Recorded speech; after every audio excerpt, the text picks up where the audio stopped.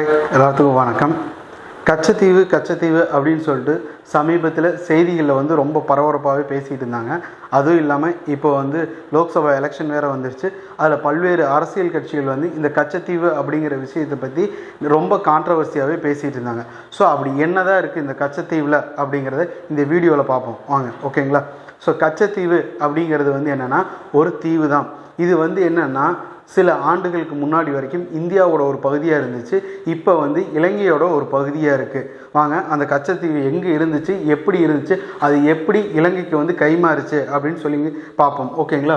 So Katchatheevu அப்படிங்கிறது அதோட நில அமைப்பு அப்படின்னு பார்த்தீங்கன்னா மொத்தம் 285 ஏக்கர் பரப்பளவு உடையது. அது இல்லாமல் அதோட நீளம் பார்த்தீங்கன்னா 1.7 கிலோமீட்டர் அளவுக்கு நீளம் உடையது. இது எங்கே அமைஞ்சிருந்துச்சு அப்படின்னு பார்த்தீங்கன்னா நம்ம ராமேஸ்வரம் இருக்குல்லவா, ஸோ ராமேஸ்வரத்துலேருந்து பார்த்தீங்கன்னா 17 கிலோமீட்டர், அதாவது நாட்டிக்கல் மைலில் சொல்லணும் அப்படின்னு பார்த்தோம்னா இப்போ டோட்டலாக 12 நாட்டிக்கல் மைல் தொலைவில் வந்து இந்த கச்சத்தீவு அப்படிங்கிற ஒரு தீவு வந்து அமைஞ்சிருக்கு. இது ராமேஸ்வரம், தனுஷ்கோடி அந்த மாதிரி தீவுகள் போல இதுவும் வந்து ஒரு தீவு. மொத்தம் 8 தீவுகள் இருந்துச்சு. அந்த 8 தீவுகளில் இதுவும் ஒரு தீவு அப்படின்னு சொல்கிறாங்க. மேலும் இந்த தீவுக்கு இன்னொரு பேர் இருக்குது. அது என்னன்னா வாலித்தீவு அப்படின்னு. ஸோ இது வந்து வாலித்தீவு அப்படின்னு சொல்கிறாங்க. இது ஏன் வாலித்தீவு அப்படின்னு சொல்கிறாங்க பார்த்தீங்க அப்படின்னா, ஸோ ராமாயணத்தில் பார்த்தீங்கன்னா ராமரும் வாலியும் வந்து ஆப்போசிட்டில் நின்று போர் புரிஞ்ச இடம் தான் இந்த கச்சத்தீவு அப்படின்னு சொல்கிறாங்க. ஸோ அதனால இது வாலித்தீவு அப்படின்னு சொல்கிறாங்க. இதுக்கு வாலித்தீவு அப்படின்னு சொல்லி உச்சரிப்பு அல்லது அந்த பேர் கொடுத்தது யார் அப்படின்னா 1974 அன்றைக்கு எம்பியாக இருந்த, அதுக்கப்புறம் பிரதமராக இருந்த வாஜ்பாய் அவர்கள் தான் வந்து வாலித்தீவு அப்படின்னு வந்து பேர் சொல்லியிருக்காங்க. அதுக்கப்புறம் இந்த கச்சத்தீவில் பார்த்தீங்க அப்படின்னா அந்தோனியர் ஆலயம், இந்த அந்தோனியர் ஆலயம் வந்து ரொம்பவே ஃபேமஸானது. ஸோ இந்த அந்தோனியர் ஆலயத்தை யார் கட்டினாங்க அப்படின்னு பார்த்தோம்னா ராமேஸ்வரத்தை சேர்ந்து சீனி குப்பன் படையாச்சி அப்படிங்கிறவர் தான் வந்து அந்த அந்தோனியர் ஆலயத்தை வந்து கட்டியிருக்காரு. ஸோ அப்போ வந்து இந்த கச்சத்தீவுங்கிறது வந்து இந்தியாவோட ஒரு பகுதியாக இருந்துச்சு. ஸோ அதுக்கப்புறம் இந்த அந்தோனியர் ஆலயத்தில் பார்த்தீங்கன்னா வந்து என்னென்னா ஒவ்வொரு வருஷமும் மார்ச் மாதம் வந்து திருவிழா வரும். ஒரு வாரத்துக்கு வந்து திருவிழா வரும். இந்த திருவிழாவில் பார்த்தீங்க அப்படின்னா இந்தியாவில் இருக்கக்கூடிய, அதாவது அந்த ராமேஸ்வரம் பகுதியில் இருக்கக்கூடிய மக்களும் அதை சுற்றி இந்த ராமநாதபுரம் மாவட்டம், தூத்துக்குடி மாவட்டத்தில் இருக்கக்கூடிய மக்களும் இந்த கச்சத்தீவுக்கில் இருக்கக்கூடிய இந்த அந்தோனியர் ஆலயத்துக்கு வந்து போவாங்க. அது இல்லாமல் இலங்கையில் இருக்கக்கூடிய யாழ்ப்பாணம் பகுதியில் இருக்கக்கூடிய அந்த தமிழர்களும் வந்து என்னென்னா இந்த ஆலயத்துக்கு வந்து வருவாங்க. இந்த ஆலயம் வந்து என்னென்னா 2 நாட்டு மக்களையும் இணைக்கக்கூடிய ஒரு பகுதியாக இருந்திருக்கு. இன்னும் சொல்ல போனோம் அப்படின்னா இந்த அந்தோனியர் ஆலயத்தில் வந்து என்னென்னா திருமண உறவுகள்லாம் நடந்திருக்கு. அதாவது இலங்கையில் இருக்கக்கூடிய தமிழர்களும் இந்தியாவில் இருக்கக்கூடிய தமிழர்களும் வந்து என்னென்னா பொண்ணு கொடுத்து பொண்ணு எடுத்துக்கிறது, இந்த மாதிரி திருமண உறவுகள் வச்சுக்கிறதுக்கு இந்த அந்தோனியர் ஆலயம் வந்து என்னென்னா ஒரு இடமாக வந்து அமைஞ்சிருந்திருக்கு. அதுக்கப்புறம் 1975 ஒப்பந்தம் போடுற வரைக்கும் என்னென்னா இந்த அந்தோனியர் ஆலய திருவிழாவை ராமேஸ்வரத்தில் இருக்கக்கூடிய அந்த கிறித்துவ அமைப்புகள் வந்து நடத்தியிருக்காங்க. அதன் பின்பு வந்து என்ன ஆச்சு அப்படின்னா 1983 வந்து இனக்கலவரம் வந்து வருது, ஓகேங்களா? இந்த இனக்கலவரம் வந்ததுக்கப்புறம் இந்த திருவிழாவை முழுமையாக நிறுத்திடுறாங்க. ஸோ அதுக்கப்புறம் சில ஆண்டுகள் வந்து நடைபெறவே இல்லை. அதுக்கப்புறம் மறுபடியும் 2002 இந்த திருவிழாவை மீண்டும் நடத்துகிறாங்க. இப்போ என்ன அப்படின்னா இந்த திருவிழாவை நடத்தக்கூடிய உரிமை வந்து யாருக்கு போயிடுச்சு அப்படின்னா இலங்கையில் யாழ்ப்பாணத்தில் இருக்கக்கூடிய அந்த கிறித்துவ அமைப்புகளுக்கு வந்து போயிடுச்சு. அவங்க தான் இன்றைக்கு டேட் வரைக்கும் என்னென்னா இந்த திருவிழாவை வந்து நடத்திட்டு இருக்காங்க. ஸோ இந்த திருவிழாவுக்கு இந்தியாவில் இருக்கக்கூடிய தமிழர்கள், அந்த கிறித்துவர்கள் வந்து என்னன்னா ஒரு பக்தர்களாக மட்டும்தான் வந்து போறாங்க, ஓகேங்களா? அடுத்தது, அதாவது இதோட வரலாற்று பின்னணி அப்படின்னு பார்த்தோம் அப்படின்னா, அதாவது கிபி 605 வந்து என்னன்னா ராமநாதபுரம் மற்றும் அந்த ராமநாதபுரத்தை சுற்றி இருக்கக்கூடிய பகுதிகளை ஆட்சி செய்யக்கூடிய உரிமை வந்து யாருக்குன்னா இந்த சேதுபதி மன்னர்களுக்கு கிடைக்கிது. இந்த சேதுபதி மன்னர்களோட பரம்பரை வந்து என்னென்னா இந்த கிபி 1605 வந்து உருவாகுது. ஸோ அப்படி உருவாகும்போது இந்த கச்சத்தீவு அப்படிங்கிறது வந்து இவங்களோட கண்ட்ரோலில் வருது. அப்போ மொத்தமாக இவங்ககிட்ட வந்து மொத்தம் 11 தீவுகள் வந்து இருந்துச்சு. அந்த 11 தீவுகளில் வந்து இந்த தீவும் வந்து ஒரு தீவு, அதாவது நல்ல தண்ணி தீவு, உப்பு தண்ணி தீவு, ஸோ இந்த மாதிரி நிறையா தீவுகள் வந்து இருந்திருக்கும். அதில் இந்த கச்சத்தீவும் ஒரு இது. இந்த கச்சத்தீவு வந்து இவங்ககிட்ட இருந்துச்சு அப்படிங்கிறதுக்கான ஆதாரங்கள் இன்று வரைக்கும் ராமநாதபுரம் மாவட்ட ஆட்சியர் அலுவலகத்தில் வந்து இருக்குது. அதுக்கப்புறம் 1948 என்ன பண்ணுறாங்க அப்படின்னா, இந்தியா சுதந்திரம் வாங்கினதுக்கப்புறம் ஜமீன்தாரி முறையை வந்து ஒழிக்கிறாங்க. ஸோ ஜமீன்தாரி முறையை ஒழிக்கும் போது நிறையா லேண்டெல்லாம் வந்து என்னென்னா கவர்மெண்ட் வந்து என்னென்னா டேக் ஓவர் பண்ணுறாங்க.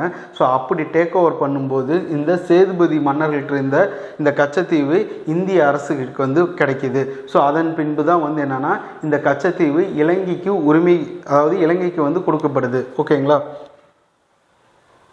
அதுக்கப்புறம் இந்த கச்சத்தீவு மேலே இலங்கைக்கு வந்து ஆரம்பத்திலேருந்தே ஒரு நாட்டம் வந்து இருந்துக்கிட்டே இருக்குது. எப்படியாவது வந்து இந்த கச்சத்தீவை வந்து இலங்கையோட ஒரு பகுதியாக இணைக்கணும் அப்படின்னு சொல்லிட்டு அதுக்காக அவங்க எப்போ ஆரம்பிச்சிருக்காங்கன்னா 1920 மற்றும் 21 காலகட்டங்கள்லேயே வந்து என்னென்னா கச்சத்தீவு வந்து எங்களுக்கு தான் சொந்தம், ஸோ அது மேலே எங்களுக்கு வந்து முழு உரிமை வந்து எங்களுக்கு இருக்குது அப்படின்னு சொல்லிட்டு அப்போயே வந்து இலங்கை வந்து சொந்தம் கொண்டாட ஆரம்பிச்சிட்டாங்க.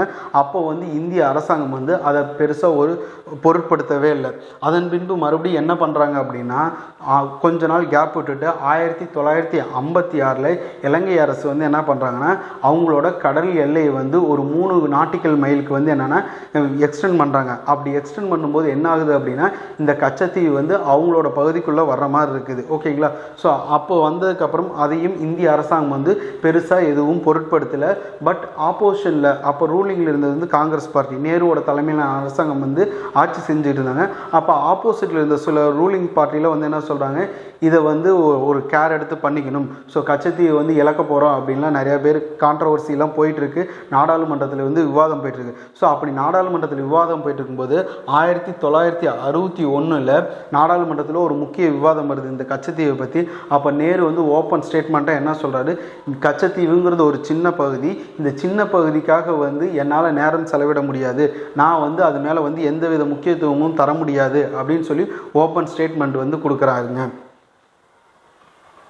அதன் பின்பு என்ன அப்படின்னா, இந்த மாதிரி கான்ட்ரவர்சி போயிட்டே இருக்குது. அதன் பின்பு 1973 இந்திரா காந்தி வந்து பிரதமராக இருக்காங்க. அவங்க வந்து பிரதமராக இருக்கும்போது வந்து இலங்கைக்கு சுற்றுப்பயணம் வந்து போகிறாங்க. இலங்கைக்கு சுற்றுப்பயணம் போயிட்டு அங்கே இருக்கக்கூடிய இலங்கை பிரதமர் மற்றும் இலங்கை அரசு பிரஜைகிட்டையெல்லாம் வந்து ஒரு மீட்டிங் போடுறாங்க. அதன் பின்பு வந்து என்னென்னா 1974 அப்போதைய இலங்கையோட பிரதமராக இருக்கக்கூடிய சிறிமாவோ பண்டாரக நாயகே வந்து இந்தியா வர்றாங்க. இந்தியா வந்ததுக்கப்புறம் இந்திரா காந்தி தான் இங்கேயும் பிரைம் மினிஸ்டராக இருக்காங்க. அப்படி பிரைம் மினிஸ்டராக இருக்கப்போ இங்கேயும் மறுபடியும் பேச்சுவார்த்தைகள்லாம் போகுது. இந்த பேச்சுவார்த்தைகள்லாம் முடிஞ்சதுக்கப்புறம் மறுபடியும் 26/6/1974 கொழும்புல வந்து இந்தியாவுக்கும் இலங்கைக்கும் ஒரு ஒப்பந்தம் நடக்குது. அந்த ஒப்பந்தம் தான் என்ன அப்படின்னா, கச்சத்தீவை வந்து இந்தியாவிலிருந்து இலங்கைக்கு வந்து ஒப்படைக்கிறது. அதே மாதிரி இந்த ஒப்பந்தத்தை உறுதி செய்யறதுக்காக மறுபடியும் 28/6/1974 புதுடெல்லியில் வந்து ஒரு ஒப்பந்தம் கையெழுத்திடுறாங்க, அதே இந்தியாவும் இலங்கையும். இந்த ஒப்பந்தத்தில் என்ன பண்ணுறாங்க அப்படின்னா, கொழும்புல நடந்த ஒப்பந்தம் வந்து செல்லுபடியாகும், அதுதான் வந்து உறுதியானது அப்படின்னு சொல்லி டெல்லியில் வந்து இந்திரா காந்தியும் இவங்களும் வந்து ஒப்பந்தம் வந்து கையெழுத்திடுறாங்க. இந்த ஒப்பந்தம் கையெழுத்திட்டோன்னு சில உரிமைகளை மட்டும் வந்து இந்தியாவுக்கு தர்றாங்க. அது என்ன மாதிரி உரிமைகள் அப்படின்னு பார்த்தோம்னா, இந்தியாவிலேருந்து மீனவர்கள் வந்து அந்த கச்சத்தீவுக்கு போனாங்க அப்படின்னா அங்கே வந்து மீன் பிடிக்கலாம், அங்கே வந்து தங்களோட வலைகளை வந்து காய வைக்கலாம், அதன் பின்பு வந்து அங்கே ஓய்வெடுக்கலாம். அதே மாதிரி அந்த அந்தோனியர் ஆலயத்து திருவிழாவில் வந்து பார்ட்டிசிபேட் பண்ணலாம். இந்த மாதிரி சில உரிமைகள்லாம் வந்து இந்தியாவில் இருக்கக்கூடிய அந்த ராமேஸ்வரம் பகுதியில் இருக்கக்கூடிய மீனவர்களுக்கு வந்து தர்றாங்க. அதுக்கப்புறம் மறுபடியும் என்ன பண்ணுறாங்கன்னா, இந்த ஒப்பந்தம் கையெழுத்தானதுக்கப்புறம் 23/7/1974 பார்லிமெண்ட்டில் வந்து விவாதம் போகுது.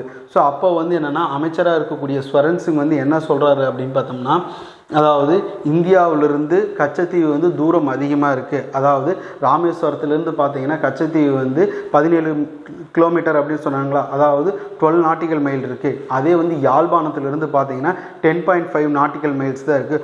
அதனால அந்த கச்சத்தீவு அப்படிங்கிறது வந்து யாழ்ப்பாணத்துக்கும் அந்த இலங்கை அரசுக்கும் தான் பக்கத்தில் இருக்கிறனால அவங்களுக்கு தான் சொந்தம் அப்படின்னு சொல்கிறாங்க.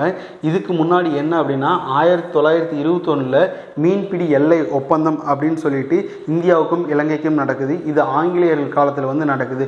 அந்த ஒப்பந்தத்தின்படி பார்த்தீங்க அப்படின்னா கச்சத்தீவு இந்தியாவோட ஒரு பகுதியாக தான் இருந்திருக்குது.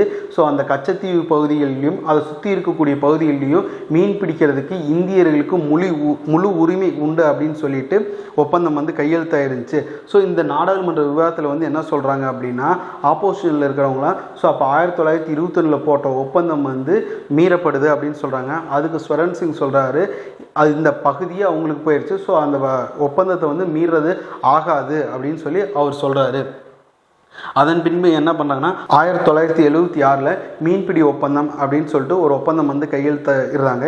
எதுக்காக இந்த ஒப்பந்தம் அப்படின்னா, அதாவது இந்தியாவுக்கும் இலங்கைக்கும் அந்த கச்சத்தீவு தொடர்பான விஷயங்களில் எல்லையை நிர்ணயம் பண்ணுறதுக்கும் யாருக்கு உரிமை இருக்குது, யார் வந்து மீன் பிடிக்கலாம், எந்த எல்லை வரைக்கும் போய் மீன் பிடிக்கலாம் அப்படின்னு சொல்லி ஒப்பந்தம் கையெழுத்திடுறாங்க. இதில் மொத்தம் 7 விதமான சரத்துக்கள் வந்து இருக்குது. அதன் பின்பு இந்த கச்சத்தீவை வந்து இலங்கைக்கு கொடுத்ததுக்கப்புறம் பல்வேறு விதமான மக்கள் வந்து எதிர்ப்பு தெரிவிக்கிறாங்க, கான்ட்ரவர்சி ஆகுது. அதுக்கப்புறம் வந்து வாசுதேவன் செட்டியார் அப்படின்னு ஒருத்தர் இருக்கார். இவர் வந்து ஒரு வணிகர். இவர் வந்து என்ன பண்ணுறாரு அப்படின்னா, ராமேஸ்வரத்திலிருந்து இலங்கைக்கு வந்து பொருட்களை வந்து ஏற்றுமதி செய்கிறாரு. ஸோ அப்போ ஏற்றுமதி செய்யும்போது ராமேஸ்வரத்தில் வந்து என்ன சொல்கிறாங்க அப்படின்னா, இந்த பொருள்கள்லாம் வந்து என்னென்னா இலங்கைக்கு வந்து எடுத்துகிட்டு போக முடியாது, இது வந்து என்னென்னா தடை செய்யப்பட்ட இது அப்படின்னு சொல்கிறாங்க. அதுக்கு அவர் சொல்கிறாரு, இல்லை கச்சத்தீவு வழியாக போகும்போது அந்த கச்சத்தீவே இந்தியாவோட ஒரு பகுதி தான், அதனால வந்து இது நான் அனுப்புறதுக்கு யாருக்கிட்டையும் பர்மிஷன்லாம் வாங்க தேவையில்லை அப்படின்னு சொல்கிறாரு. ஸோ அதை வந்து அந்த அங்கே இருக்கக்கூடிய அந்த சுங்க அதிகாரிகள் வந்து ஒத்துக்கலை. அதன் பின்பு அவர் என்ன பண்ணுறாரு அப்படின்னா கேஸ் போடுறாரு, கோர்ட்டில் கேஸ் போடுறாரு. கோர்ட்டில் கேஸ் போட்டோன்னே உச்சநீதிமன்றம் வந்து என்ன சொல்கிறாங்கன்னா, கச்சத்தீவு வந்து இந்தியாவோட ஒரு பகுதி தான் அப்படின்னு சொல்கிறாங்க.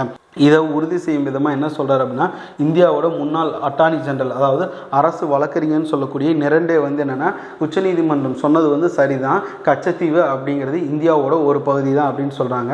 இதை பொறுத்து என்னென்னா இன்ன வரைக்கும் வந்து என்னது சில அரசியல் கட்சிகள் வந்து இந்தியாவோட ஒரு பகுதி தான் கச்சத்தீவு அப்படின்னு சொல்கிறாங்க, ஒரு சிலர் இல்லை அப்படின்னு சொல்கிறாங்க, ஒரு சிலர் கச்சத்தீவை மீட்கணும் அப்படின்னு சொல்கிறாங்க. இந்த மாதிரி பல்வேறு விதமான கான்ட்ரவர்சிலாம் வந்து போயிட்டுருக்கு. ஸோ இது நம்ம அரசியலமைப்பு சட்டம் ரீதியாக பார்த்தோம் அப்படின்னா, இந்தியாவில் இருக்கக்கூடிய ஒரு பகுதியை மற்ற நாட்டின் எல்லைகளோட பகிர்ந்துக்கணும் அல்லது மற்ற நாட்டோட எல்லையை வந்து இந்தியாவோட இணைக்கணும் அப்படின்னா பகுதி 1 இருக்கக்கூடிய சரத்து 2 படி தான் முடியும். அதாவது இந்த சரத்து 2 அப்படிங்கிறது என்ன சொல்லுது அப்படின்னு பார்த்தோம்னா, அதாவது இந்திய எல்லைக்குட்பட்ட எந்த ஒரு பகுதியை வேற நாட்டுக்கு கொடுக்கணுன்னாலும் அல்லது வேற நாட்டோட ஒரு எல்லைக்குட்பட்ட பகுதியை இந்தியாவோட இணைக்கணும்னா அது சரத்து 2 படி தான் வந்து செய்ய முடியும், ஒப்பந்தம் போட்டு தான் இணைக்க முடியும் அப்படின்னு சொல்கிறாங்க. அப்படி இணைச்ச ஒரு பகுதி தான் வந்து என்னென்னா சிக்கிம் மாநிலம். அதாவது 1974 சிக்கிமை வந்து என்னென்னா இந்தியாவோட ஒரு பகுதியாக மட்டும்தான் இணைக்கிறாங்க. ஸோ இணைச்சதுக்கப்புறம் 36வது அரசியலமைப்பு சட்ட திருத்தத்தின்படி 1975 சிக்கிமை 22வது மாநிலமாக வந்து அங்கீகரிக்கிறாங்க. அன்னையிலிருந்து சிக்கிம் வந்து இந்தியாவில் ஒரு மாநிலமாக அங்கீகரிக்கப்பட்டு ஃபுல் ஃப்ளெஜ்டு ஸ்டேட்டாக வந்து இருக்குது. ஸோ இந்த செய்தி உங்களுக்கு பயனுள்ளதாக இருந்திருக்கும்னு நினைக்கிறேன். இது போன்ற இன்னும் ஏராளமான தகவல்கள் வந்து உங்களுக்கு தெரியணும்னா centre map SSC Tamil YouTube சேனலை வந்து சப்ஸ்கிரைப் பண்ணுங்கள். நன்றி. இன்னொரு வீடியோவில் சந்திப்போம்.